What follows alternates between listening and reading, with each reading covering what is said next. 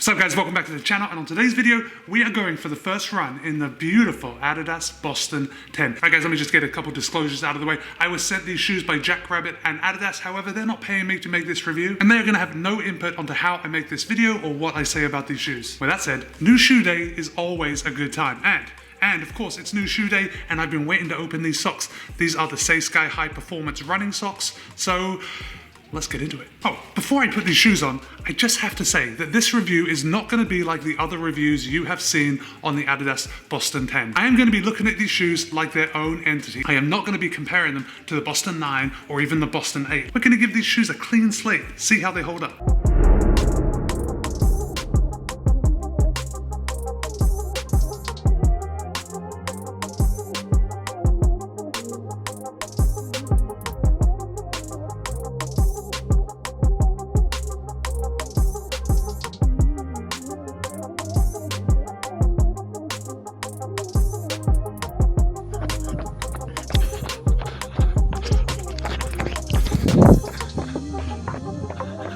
Alright guys, I'm about 4 miles in to my first run in the Adidas Boston 10s, and I gotta say I am pleasantly surprised.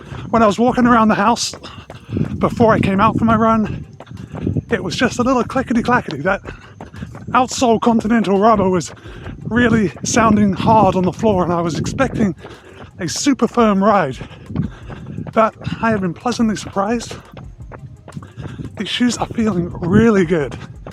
Super comfortable. Now we'll get into the midsole and all the technology that goes into these shoes once we get back to the house, but yeah, 4 miles in, so far so good.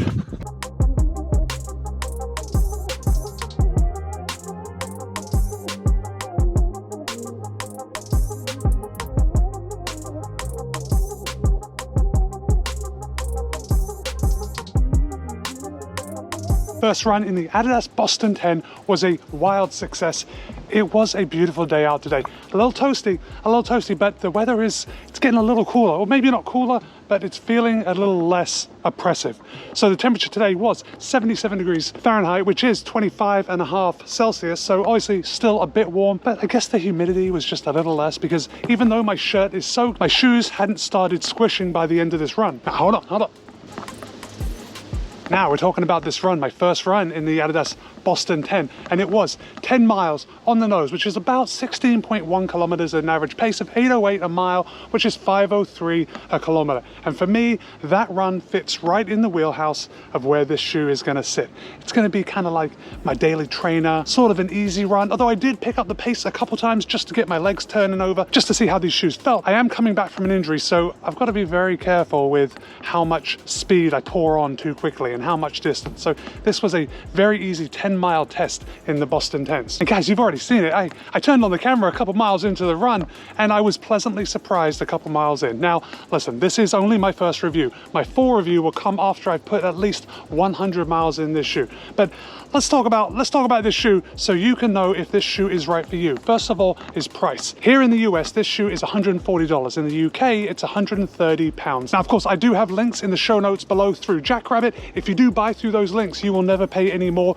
but you will just help support the channel because that is my affiliate link. So $140, not a bad price for a daily trainer, not a bad price for a shoe that I think is really going to last. See here on the bottom, we've got this Continental rubber, a lot of coverage on the forefoot and plenty of coverage on the heel. And just after my first run, how this shoe felt, how it kind of looks after the first run, which is, well, I don't see any wear at all, which is a good thing. We don't want any wear after 10 miles. This is definitely going to be a shoe that you can keep around for a long time. I'm going to say up to 500 miles. If you are the type of person that likes to keep a shoe for that long, you can keep this shoe for that long.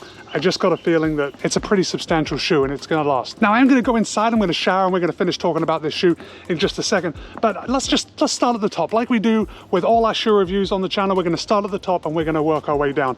Now, if we look at the heel collar is nice and padded around the back, but it kind of tapers off towards where the tongue is, which I guess is a way of saving weight. The heel counter, it's kind of rigid. It feels like there is something in there that is keeping it rigid to keep your heel locked down when it's important, but it's not overly rigid. It's pretty squishy. I can squish that down. It's like that. There must be something right in the back here that keeps it rigid. And of course, we've got this green accent with a little more padding. Funny thing is that this green part around the back, it's for aesthetic purposes only. It's probably reflective, I would say, so when a car's coming up behind you, they'll see your heels kicking up and down. But the padding is just to give it a little aesthetic appeal. It looks nice. By the way, I think this color is just top notch. Blue, the white, and the green, it just looks absolutely beautiful. This is a very visually appealing shoe. Tongue is nice and thin. It's nice and thin, and I would say it is strategically padded. So if you look on the edge where we've got this green accent around here, it is like wafer thin right there. Then they include a little bit of padding right where you are going to tie your laces across the front. So obviously the laces aren't going to bite into the top of your foot. Now you can't see it on here, but I'll add some B-roll. The tongue is gusseted, which I love a good gusseted tongue. The laces, meh, you've heard me say it before. These laces are nothing to write home about, but they work. So I really can't ask for any more than that. I don't know what would actually make me say that laces are absolutely brilliant. I was out for 10 miles. You know, they're a little wet, so maybe they could have slipped and come undone, but they didn't. And really, who can ask for any more from laces than that? You know what? There is a lot of bugs and horseflies biting me and buzzing all around me. I am going to take this inside to finish up. And guys, we still have to talk about the upper. We have to talk about the midsole. And of course, we have to talk about the ride and who these shoes are for. Come on. Oh yeah, feeling much better after getting showered and cleaned up. My friends, if you like running shoe reviews, if you like running videos in general, why don't you go ahead and subscribe to the channel right now and give this video a thumbs up if you're enjoying it at all. I post new running videos at least twice a week. Let's talk about the upper. Now the upper is made of two materials. We have kind of a dual layer mesh, and it's an engineered mesh, and then there's prime green. Now prime green is Adidas's newest material. Basically it's a fabric that uses no new plastics. It's all recycled, which is great news for sustainability. So we have that engineered mesh underneath, and that's kind of what the tongue and the gusset moves into as it goes down the foot. And then we've got this, what appears to be a plastic material kind of over, but it's very breathable. Now look closely, we do have this overlay. It kind of reminds me of shoes of the past when they had a suede overlay. Obviously it's not real suede, but it still looks really nice. It does add to the visual appeal. Probably adds a bit to the weight, but we'll get to that. You know what? We've got to that right now. The Boston 10 tips the scale at 10.4 ounces or 294 grams. However, in my size, it's a different story. I wear men's size 13 in the US, 12 in the UK. In my size, the Boston 10 tips the scale at 12.7 ounces or 361 grams. However, after a run out in the heat, 25 degrees Celsius, it does tend to put on a bit of weight. And when I put these on the scale after my run, the weight had increased to 14.1 ounces or 399 grams. Now that's only a 10% increase, which is actually quite impressive. I would have expected it to put on a little more weight, and maybe it would in the heat of summer. Still, finishing the run with an almost 400 gram shoe for me, definitely no skinny mini. But hold on, don't judge this shoe on the weight just yet. Let's talk about the midsole. So first of all, this is obviously, by looking at it, a max cushion shoe. We have 39 millimeters in the heel, 31 in the forefoot for an 8 millimeter drop, two types of foam. We have the light and responsive Light Strike Pro on top, and then we have the regular Light Strike on the bottom. And even though this is a max cushion shoe, it is definitely not a squishy ride. It's very responsive. It's a little firmer than I would expect a max cushion shoe to be,